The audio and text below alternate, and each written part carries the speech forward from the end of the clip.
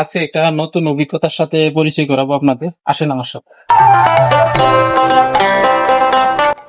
এগুলো হচ্ছে শশার চারা। শশা দেখেন একটু এদিকে, এগুলো হচ্ছে শশার চারা। এগুলা এখন আমি ভাঙবো, মানে এখান থেকে উঠাবো, উঠে খেতে নিয়ে লাগাবো।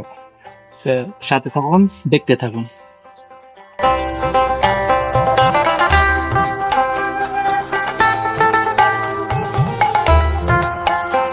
এই যে একটা তুললাম।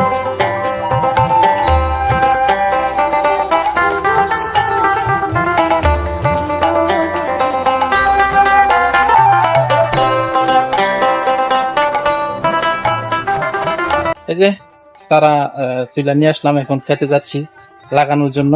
আসেন আমার সাথে।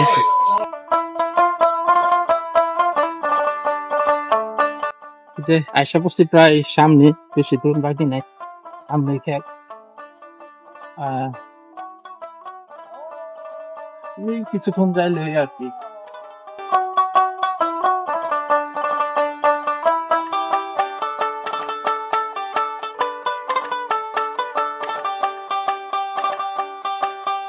চলে আসলাম খেতে।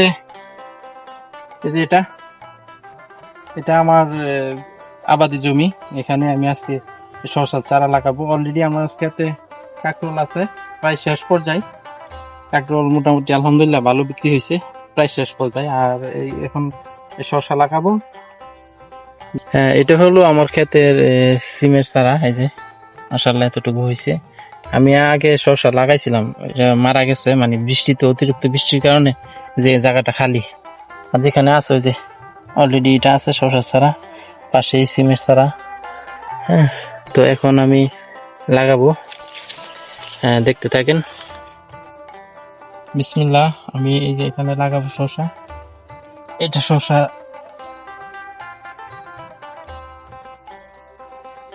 অনেক ছোট চারা।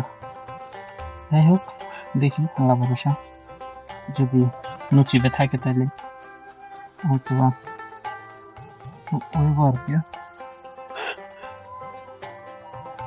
এটা একটা লাগালাম, আরেকটা এখানে। এই যে এখানে একটা দেখো, এই যে এটা কতটা একটু বড় করতে হবে। বাস, এভাবে এভাবে পুরো পুরো ক্ষেতটা পুরোটা এভাবেই লাগাতে হবে আর কি। পরে আমি সবসময় আপডেট দিতে থাকবো আমার এই জমির কিরকম হয়, শসা কিভাবে আসে না আসে, সব আমি ইনশাল্লাহ দেখাবো, আল্লাহ যদি হায়াতে বাঁচায় রাখে। আপাতত ভালো থাকবেন, সুস্থ থাকবেন সবাই। বিদায় নিচ্ছি। আল্লাহ।